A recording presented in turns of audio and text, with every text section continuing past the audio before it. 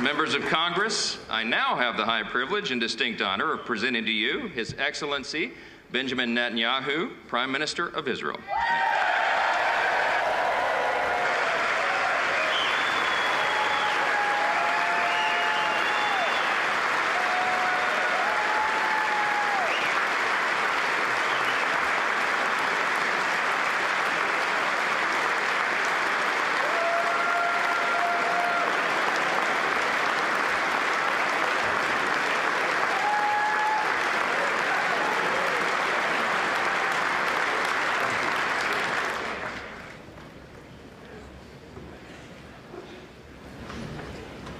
Speaker of the House, Mike Johnson, Senator Ben Cardin,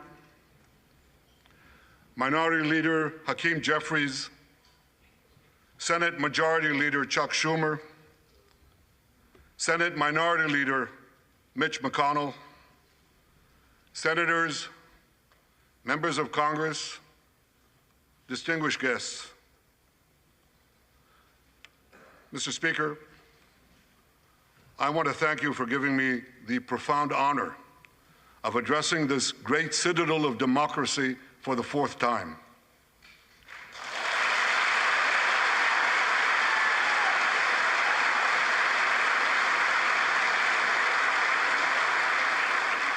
We meet today at a crossroads of history.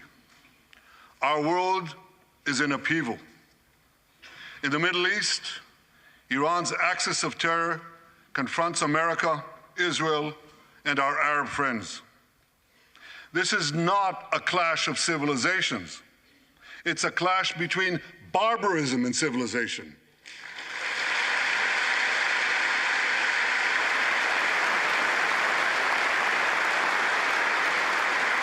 It's a clash between those who glorify death and those who sanctify life.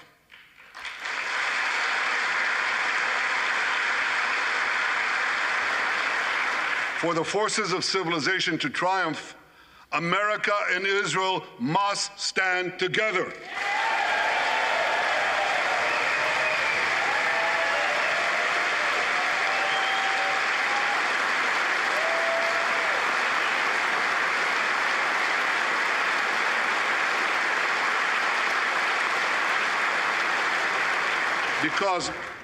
Because when we stand together, something very simple happens. We win, they lose.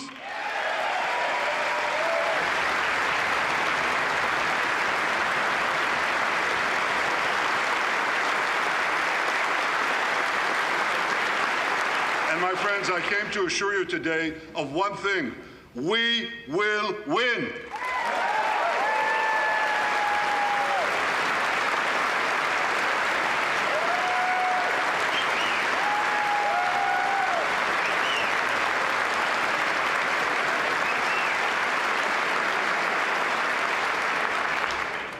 Ladies and gentlemen, like December 7th, 1941, and September 11th, 2001, October 7th is a day that will forever live in infamy. It was the Jewish holiday of Simchat Torah. It began as a perfect day, not a cloud in the sky. Thousands of young Israelis were celebrating at an outdoor music festival. And suddenly, at 6:29 a.m., as children were still sleeping soundly in their beds in the towns and kibbutzim next to Gaza, suddenly heaven turned into hell. 3,000 Hamas terrorists stormed into Israel. They butchered 1,200 people from 41 countries, including 39 Americans. Proportionately, compared to our population size, that's like 20 9/11s in one day. And these monsters, they raped women, they beheaded men, they burned babies alive, they killed parents in front of their children, and children in front of their parents. They dragged 255 people, both living and dead, into the dark dungeons of Gaza. Israel has already brought home 135 of these hostages, including 7 who were freed in daring rescue operations.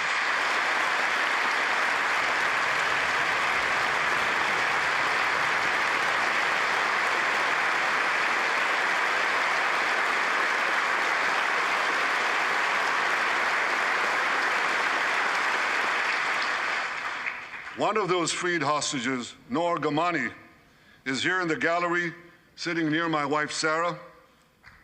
On the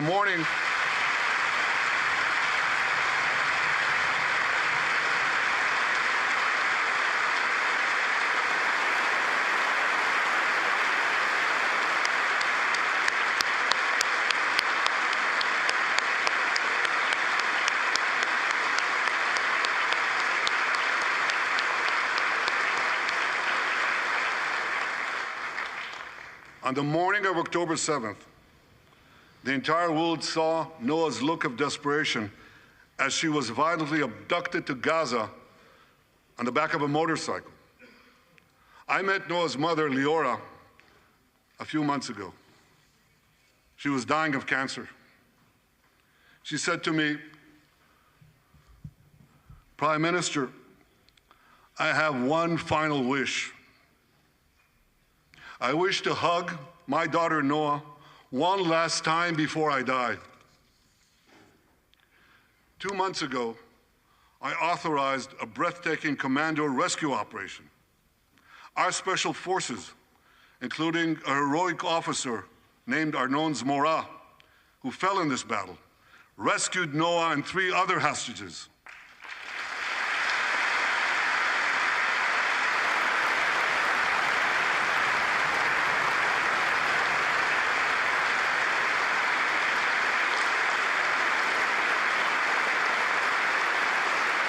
Noah,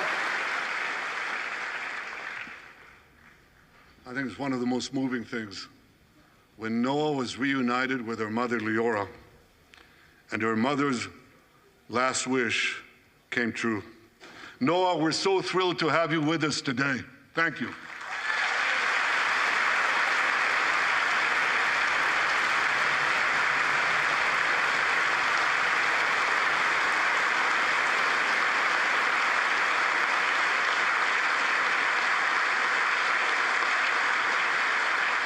Many hostage families are also here with us today, including Eliyahu Bibas. Eliyahu Bibas is the grandfather of those 2 beautiful red-headed boys, the Bibas boys, toddlers. And they were taken hostage with their mother and Eliyahu's son. The entire family was taken hostage. 2 beautiful red-haired children taken hostage. What monsters. And with us also is Iris Chaim, whose son, Yotam, bravely escaped Hamas captivity with 2 other Israelis, and tragically they were killed making their way back to our lines. We have with us also the families of American hostages. They're here.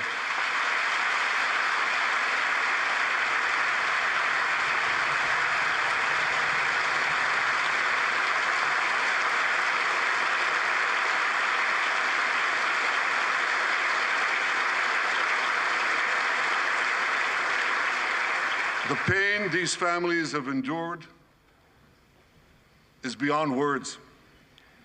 I met with them again yesterday, and I promised them this: I will not rest until all their loved ones are home, all of them.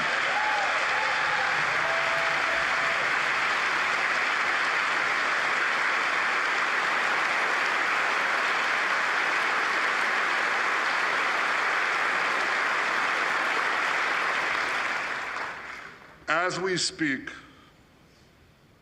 we're actively engaged in intensive efforts to secure their release, and I'm confident that these efforts can succeed. Some of them are taking place right now.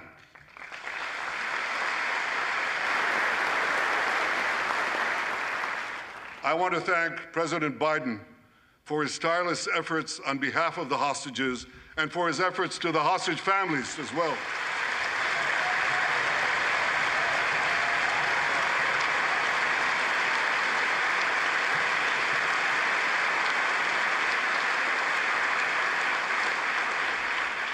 I thank President Biden for his heartfelt support for Israel after the savage attack on October 7th. He rightly called Hamas sheer evil.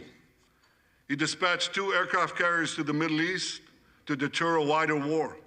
And he came to Israel to stand with us during our darkest hour, a visit that will never be forgotten.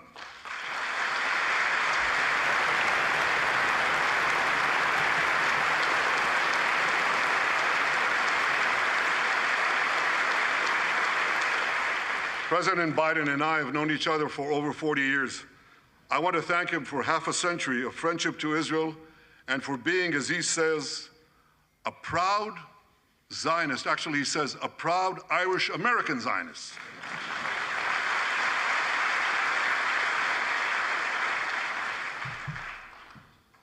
My friends, for more than 9 months, Israel's soldiers have shown boundless courage.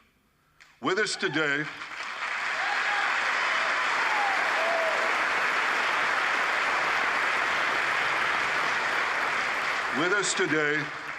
is Lieutenant Avichai Reuven.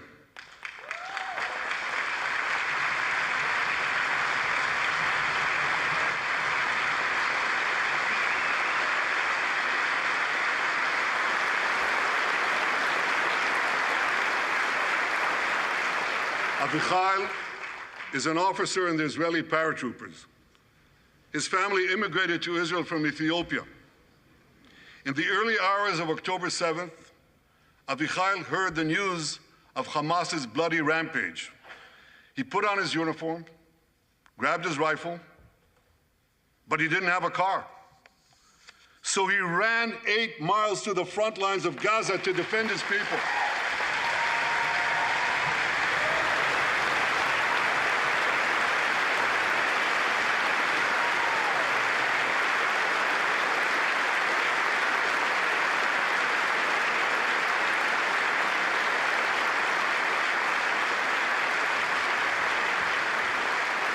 You heard that right. He ran 8 miles, came to the front lines, killed many terrorists, and saved many, many lives. Avichai, we all honor your remarkable heroism. Another Israeli is with us here today, and he's stand up right next to Avichai. This is Master Sergeant Ashraf al-Bakhiri.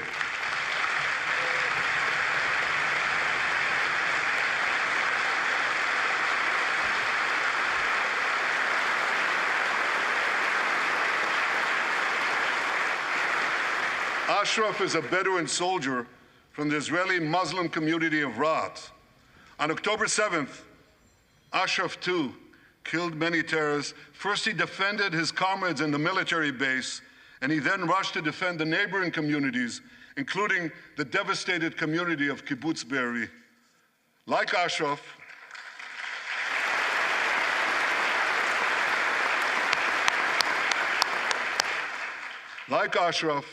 the Muslim soldiers of the IDF fought alongside their Jewish, Druze, Christian, and other comrades in arms with tremendous bravery.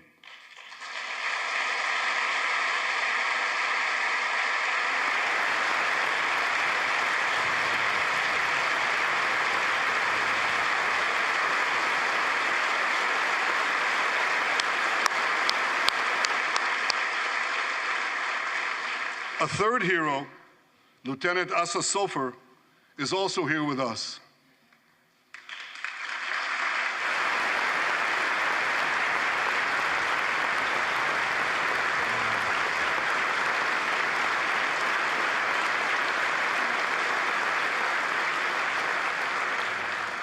Asa fought as an officer in the Tank Corps, and he was wounded in battle.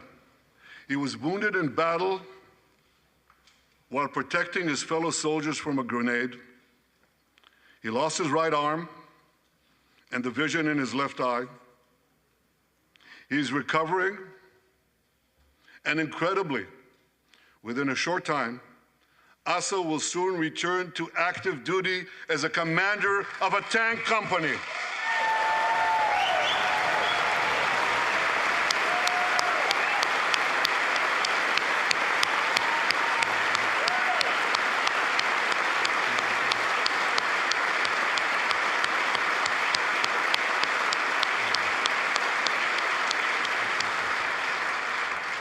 I just learned there is a fourth hero here, Lieutenant Jonathan Ben Chamo, who lost a leg in Gaza and continued to fight.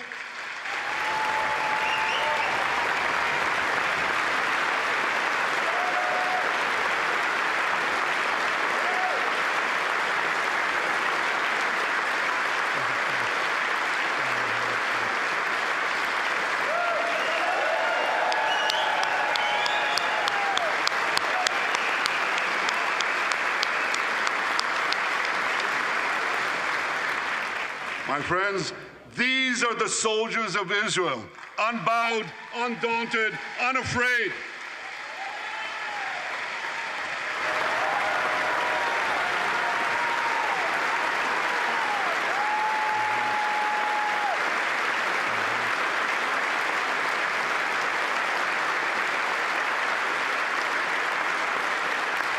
As the Bible says, Am kelavi yakum. They shall rise like lions. They have risen like lions. The lions of Judah, the lions of Israel.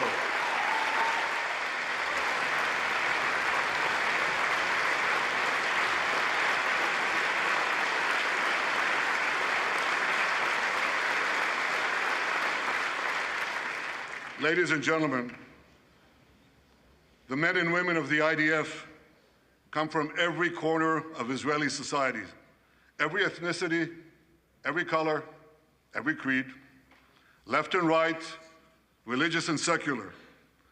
All are imbued with the indomitable spirit of the Maccabees, the legendary Jewish warriors of antiquity. With us today is Yechiel Leiter, the father of one of those Maccabees. Yechiel's father escaped the Holocaust and found refuge in America. As a young man, Yechiel moved to Israel and raised a family of 8 children. He named his eldest son, Moshe, after his late father. Moshe became an exemplary officer in one of our elite commando units. He served with distinction for 2 decades while raising 6 beautiful children of his own. On October 7th, Moshe volunteered to return to combat. 4 weeks later, he was killed when a booby-trapped mine exploded in a tunnel shaft right next to a mosque. At his son's funeral, Yechiel said this: "If the state of Israel had not been established after the Holocaust, the image engraved in our collective memory would have been the photograph of that helpless Jewish boy in the Warsaw Ghetto holding his hands up in the air with Nazi rifles pointed at him. But because of the birth of Israel," Yechiel continued, "because of the courage of soldiers like my son Moshe, the Jewish people are no longer helpless in the face of our enemies."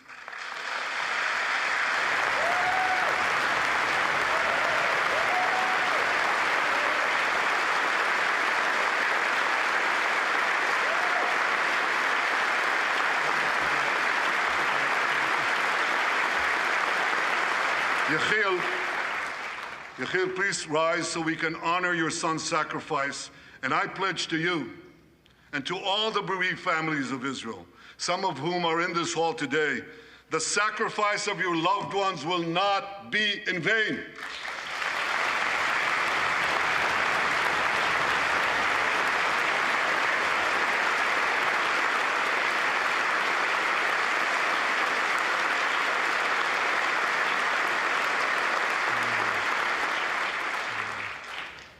It will not be in vain because for Israel, never again must never be an empty promise. It must always remain a sacred vow. And after October 7th, never again is now.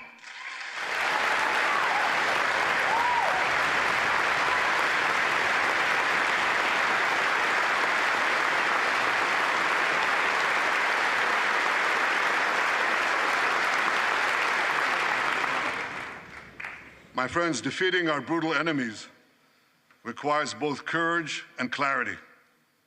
Clarity begins by knowing the difference between good and evil.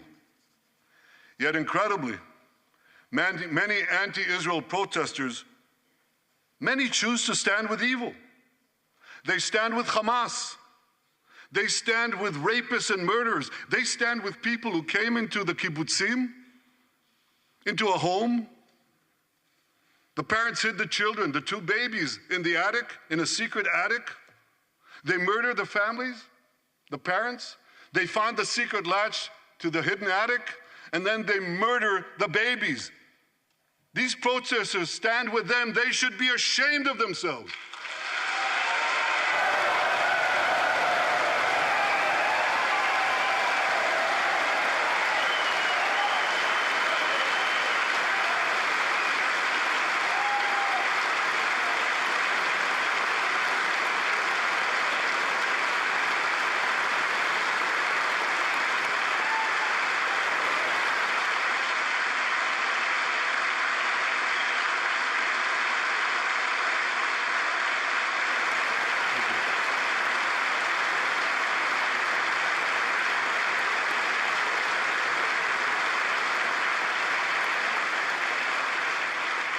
They refuse to make the simple distinction between those who target terrorists and those who target civilians, between the democratic state of Israel and the terrorist thugs of Hamas. We recently learned from the National Security Director, U.S. Director of National Intelligence, that Iran is funding and promoting anti-Israel protests in America. They want to disrupt America. So these protesters burn American flags even on the 4th of July. And I wish to salute the fraternity brothers at the University of North Carolina who protected the American flag against these anti-Israel protesters.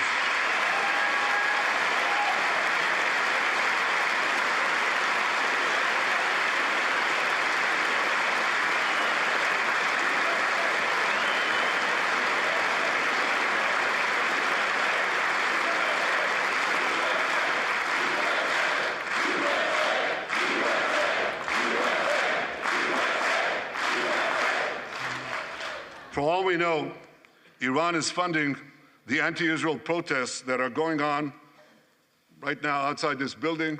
Not that many, but they're there, and throughout the city. Well, I have a message for these protesters. When the tyrants of Tehran, who hang gays from cranes and murder women for not covering their hair, are praising, promoting, and funding you, you have officially become Iran's useful idiots.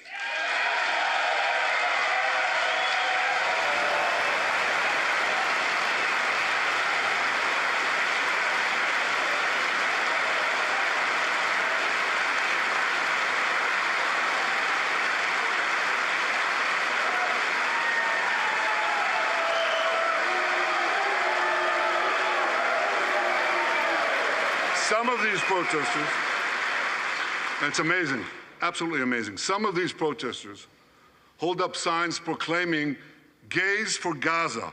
They might as well hold up signs saying chickens for KFC.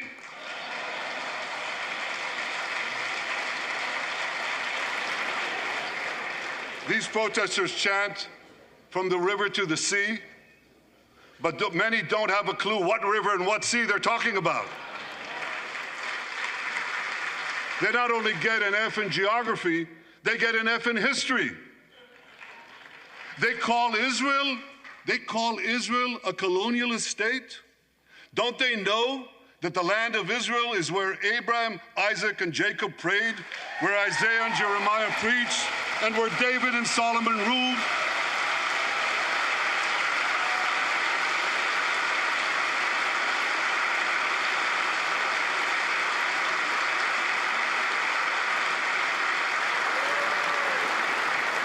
For nearly 4,000 years, the land of Israel has been the homeland of the Jewish people. It's always been our home. It will always be our home.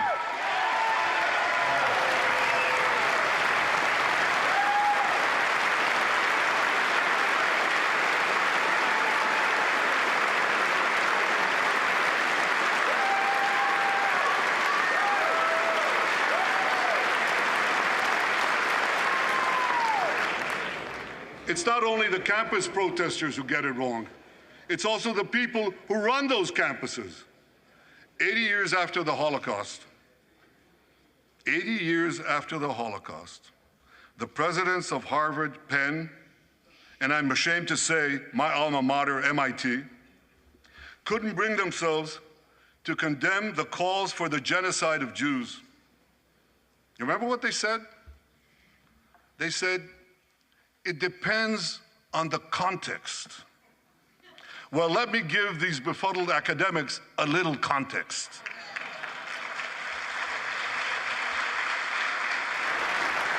Anti-Semitism is the world's oldest hatred. For centuries, the massacre of Jews was always preceded by wild accusations. We were accused of everything from poisoning wells, to spreading plagues, to using the blood of slaughtered children to bake Passover matzahs. These preposterous anti-Semitic lies led to persecution, mass murder, and ultimately to history's worst genocide, the Holocaust. Now, just as malicious lies were leveled for centuries at the Jewish people, malicious lies are now being leveled at the Jewish state. No, don't applaud. Listen. The outrageous slanders that paint Israel as racist and genocidal are meant to delegitimize Israel, to demonize the Jewish state, and to demonize Jews everywhere. And no wonder we've witnessed an appalling rise of anti-Semitism in America and around the world. My friends, whenever and wherever we see the scourge of anti-Semitism, we must unequivocally condemn it and resolutely fight it, without exception.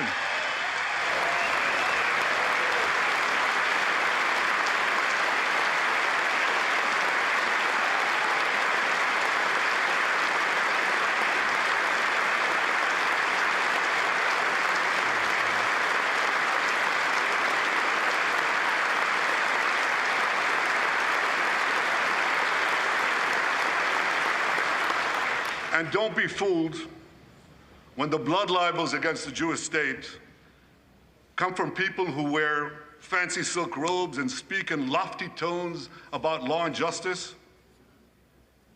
Here's a case in point. The prosecutor of the International Criminal Court has shamefully accused Israel of deliberately starving the people of Gaza. This is utter, complete nonsense. It's a complete fabrication.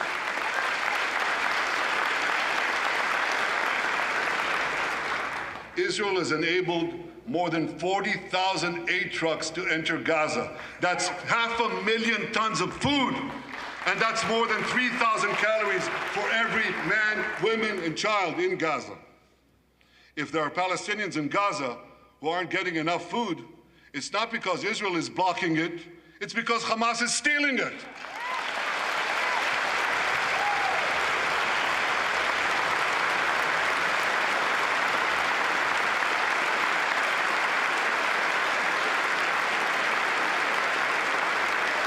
So much for that lie, but here's another. The ICC prosecutor accuses Israel of deliberately targeting civilians. What in God's green earth is he talking about?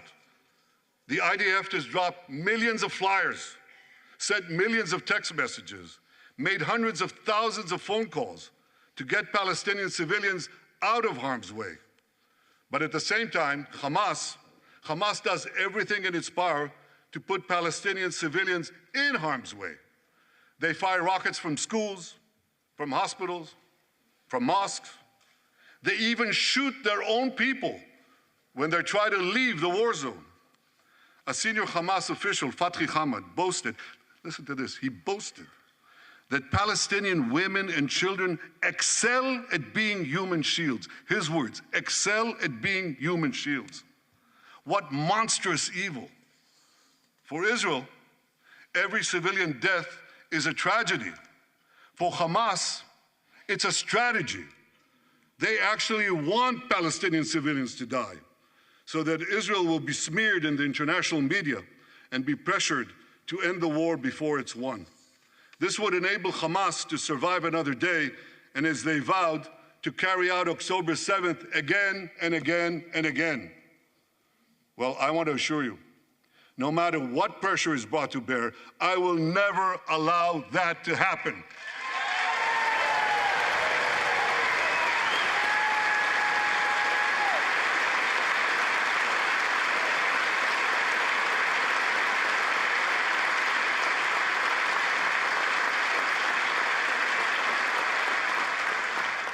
The vast majority of Americans have not fallen for this Hamas propaganda. They continue to support Israel. And I want to say thank you, America, and thank you, senators and House members who continue to support us, continue to support Israel, continue to support the truth and see through the lies. But as for the minority that may have fallen for Hamas's cons job, I suggest you listen to Colonel John Spencer. John Spencer is head of urban warfare studies at West Point. He studied every major urban conflict. I was going to say in modern history. He corrected me, no, in history.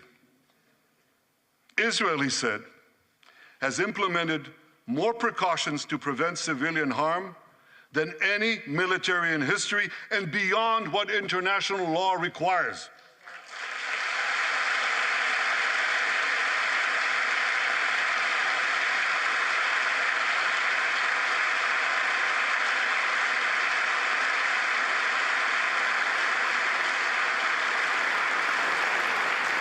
That's why, despite all the lies you've heard, the war in Gaza has one of the lowest ratios of combatants to non-combatants casualties in the history of urban warfare.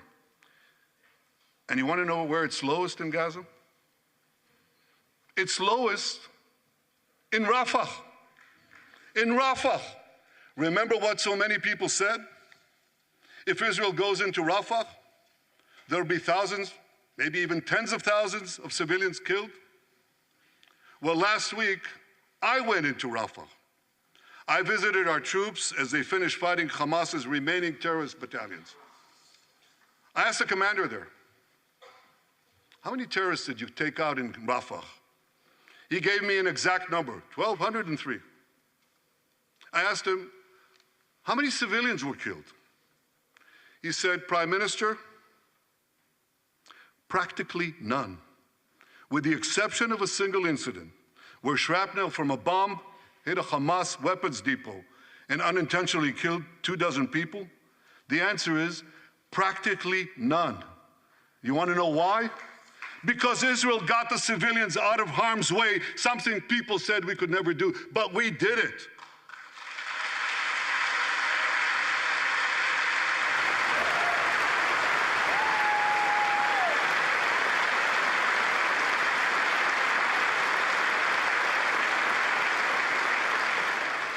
These heroes here today, the heroic soldiers of Israel, should not be condemned for how they're conducting the war in Gaza. They should be commended for it.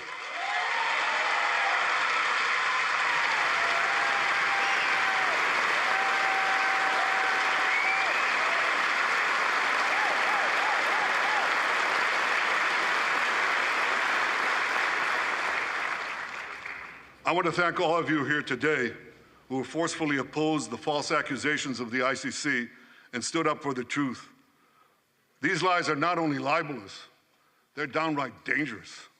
The ICC is trying to shackle Israel's hands and prevent us from defending ourselves. And if Israel's hands are tied, America is next. And I'll tell you what else is next. The ability of all democracies to fight terrorism will be imperiled. That's what's on the line. So let me assure you, the hands of the Jewish state will never be shackled. Israel will always defend itself.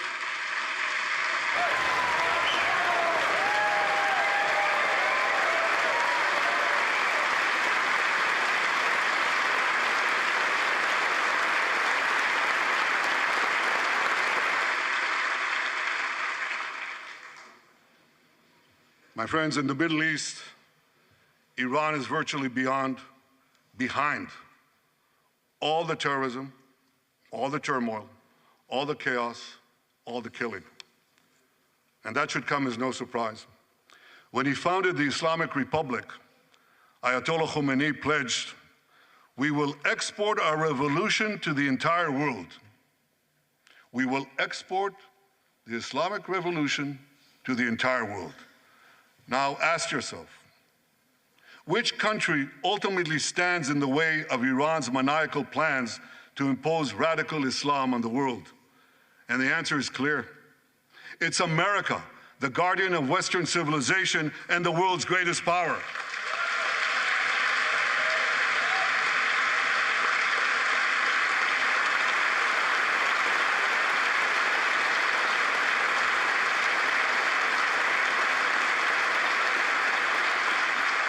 That's why Iran sees America as its greatest enemy. Last month, we heard a revealing comment, ostensibly about the war in Gaza, but about something else. It came from the foreign minister of Iran's proxy, Hezbollah, and he said this: "This is not a war with Israel. Israel," he said, "is merely a tool. The main war, the real war, is with America." Iran's regime has been fighting America from the moment it came to power. In 1979, it stormed the American embassy. It held scores of Americans hostage for 444 days. Since then, Iran's terrorist proxies have targeted America in the Middle East and beyond. In Beirut, they killed 241 US servicemen. In Africa, they bombed American embassies. In Iraq, they supplied explosives to maim and kill thousands of American soldiers. In America, they actually sent death squads. They sent death squads here to murder a former Secretary of State and a former National Security Advisor. And as we recently learned, they even brazenly threatened to assassinate President Trump. But Iran understands that to truly challenge America, it must first conquer the Middle East. And for this, it uses its many proxies, including the Houthis, Hezbollah, and Hamas. Yet in the heart of the Middle East, standing in Iran's way, is one proud pro-American democracy, my country, the State of Israel.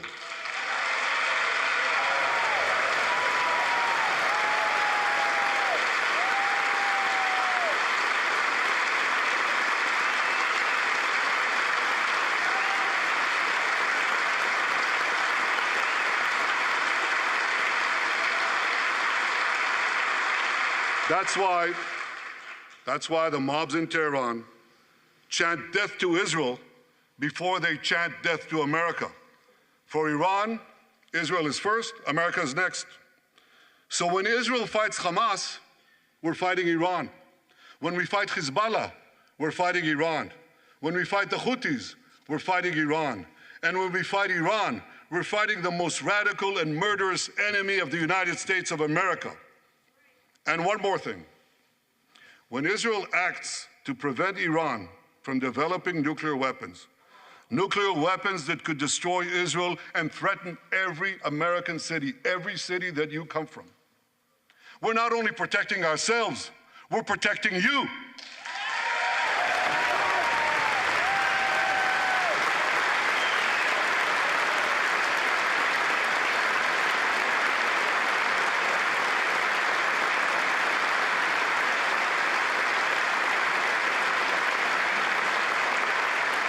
My friends, if you remember one thing from the speech, remember this: our enemies are your enemies. Our fight is your fight, and our victory will be your victory.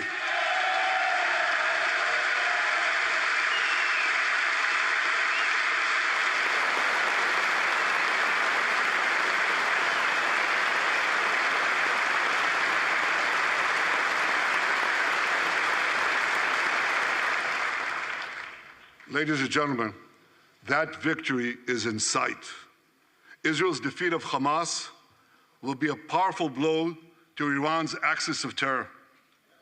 Another part of that axis, Hezbollah, attacked Israel on October 8th, a day after the Hamas attack. It has launched thousands of missiles and drones against us.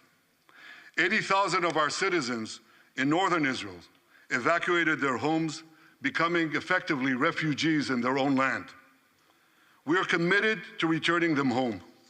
We prefer to achieve this diplomatically. But let me be clear. Israel will do whatever it must do to restore security to our northern border and return our people safely to their homes.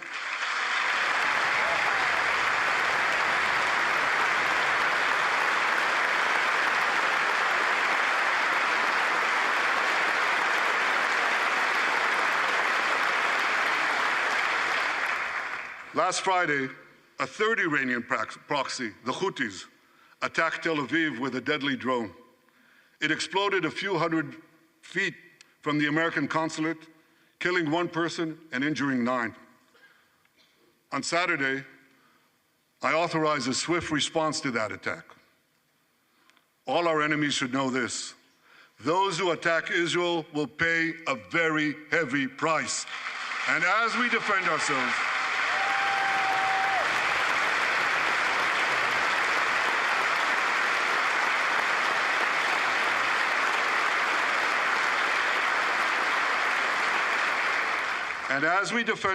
on all fronts, I know that America has our back. And I thank you for it. All sides of the aisle, thank you.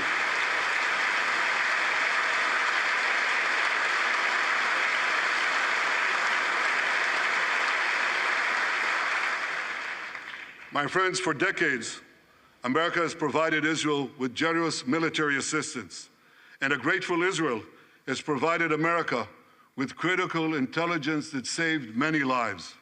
We've jointly developed some of the most sophisticated weapons on earth. I choose my words carefully.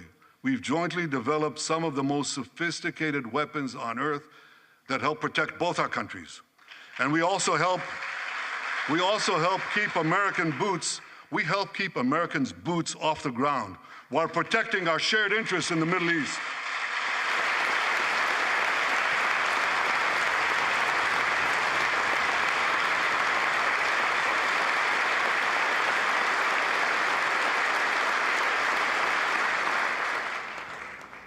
I deeply appreciate America's support, including in this current war. But this is an exceptional moment. Fast-tracking U.S. military aid can dramatically expedite an end to the war in Gaza and help prevent a broader war in the Middle East. In World War II, as Britain fought on the front lines of civilization, Winston Churchill appealed to Americans with these famous words: "Give us the tools and we'll finish the job." Today, as Israel fights on the front line of civilization, I too appeal to America. Give us the tools faster and we'll finish the job faster.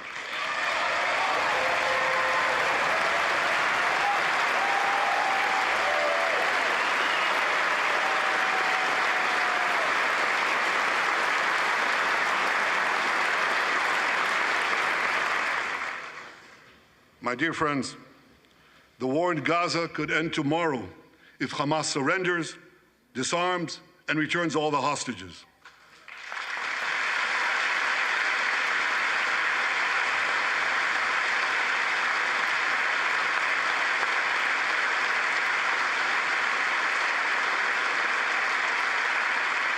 But if they don't, Israel will fight until we destroy Hamas's military capabilities, end its rule in Gaza, and bring all our hostages home.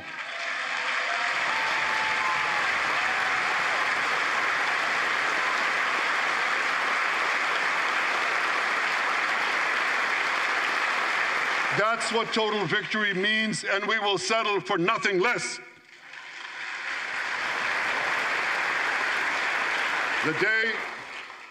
The day after we defeat Hamas, a new Gaza can emerge. My vision for that day is of a demilitarized and de-radicalized Gaza. Israel does not seek to resettle Gaza, but for the foreseeable future, we must retain overriding security control there to prevent the resurgence of terror, to ensure that Gaza never again poses a threat to Israel.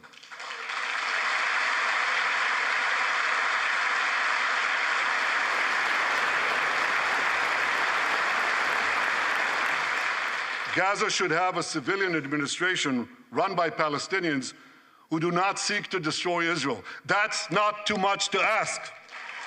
It's a fundamental thing that we have a right to demand and to receive.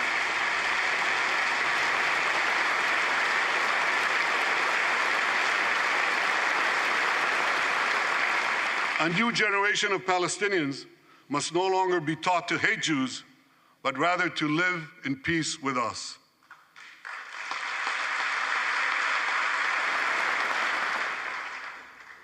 Those twin words, demilitarization and de-radicalization, those two concepts were applied to Germany and Japan after World War II, and that led to decades of peace, prosperity, and security.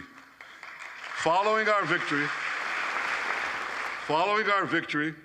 with the help of regional partners, the demilitarization and de-radicalization of Gaza can also lead to a future of security, prosperity, and peace.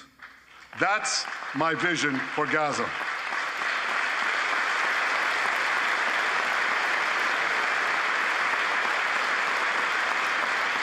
Now, here's my vision for the broader Middle East. It's also shaped in part by what we saw in the aftermath of World War II. After that war, America forged a security alliance in Europe to counter the growing Soviet threat. Likewise, America and Israel today can forge a security alliance in the Middle East to counter the growing Iranian threat. All countries that are at peace with Israel and all those countries who will make peace with Israel should be invited to join this alliance. We saw a glimpse of that potential alliance on April 14th. Led by the United States, more than half a dozen nations worked alongside Israel to help neutralize hundreds of missiles and drones launched by Iran against us. Thank you, President Biden, for bringing that coalition together.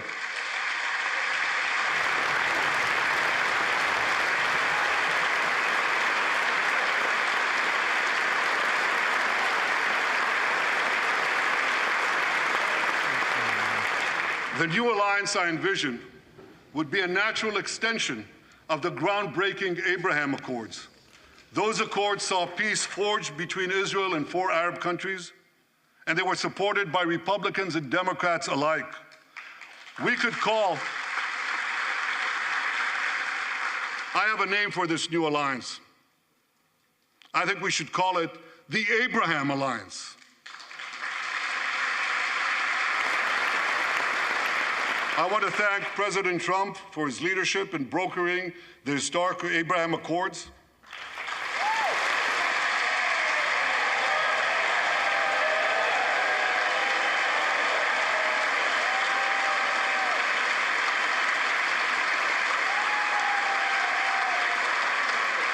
Like Americans, Israelis were relieved that President Trump emerged safe and sound from that dastardly attack on him, dastardly attack on American democracy.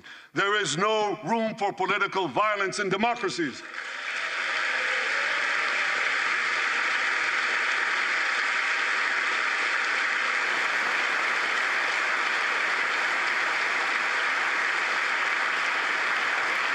I also want to thank President Trump for all the things he did for Israel, from recognizing Israel's sovereignty over the Golan Heights, to confronting Iran's aggression, to recognizing Jerusalem as our capital and moving the American embassy there.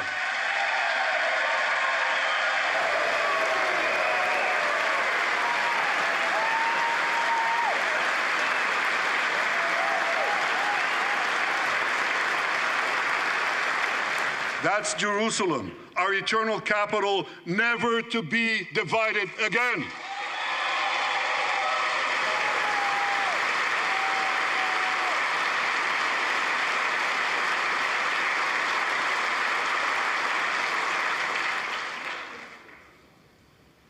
My dear friends, Democrats and Republicans, despite these times of upheaval, I'm hopeful about the future. I'm hopeful about Israel because my people, the Jewish people, emerged from the depths of hell, from dispossession and genocide. And against all odds, we restored our sovereignty in our ancient homeland. We built a powerful and vibrant democracy, a democracy that pushes the boundaries of innovation for the betterment of all humanity. I'm hopeful about America because I'm hopeful about Americans. I know how much the people of this country have sacrificed to defend freedom. America will continue to be a force for light and good in a dark and dangerous world. For free peoples everywhere, America remains the beacon of liberty its extraordinary founders envisioned back in 1776.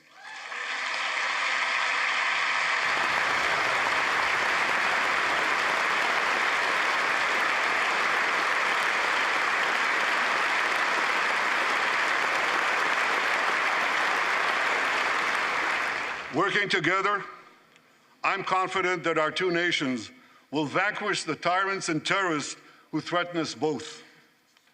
As Israel's Prime Minister, I promise you this: no matter how long it takes, no matter how difficult the road ahead, Israel will not relent, Israel will not bend. We will defend our land, we will defend our people, we will fight until we achieve victory. Victory over liberty, rather victory of liberty over tyranny, victory of life over death, victory of good over evil. That's our solemn commitment.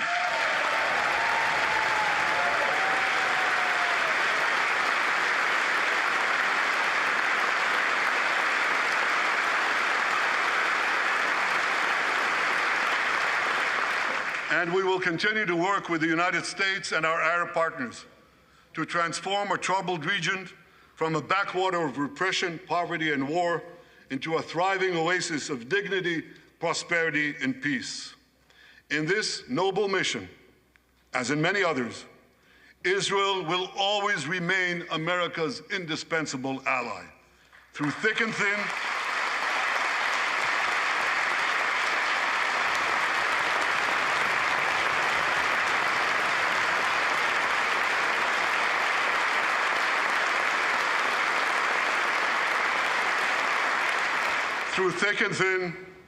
in good times and in bad, Israel will always be your loyal friend and your steadfast partner. On behalf of the people of Israel, I came here today to say thank you, America. Thank you for your support and solidarity. Thank you for standing in Israel, with Israel, in our hour of need.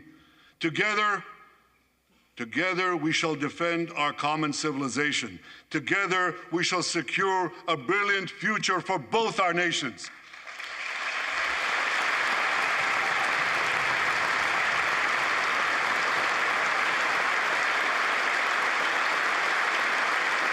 May God bless Israel, may God bless America, and may God bless the great alliance between Israel and America forever.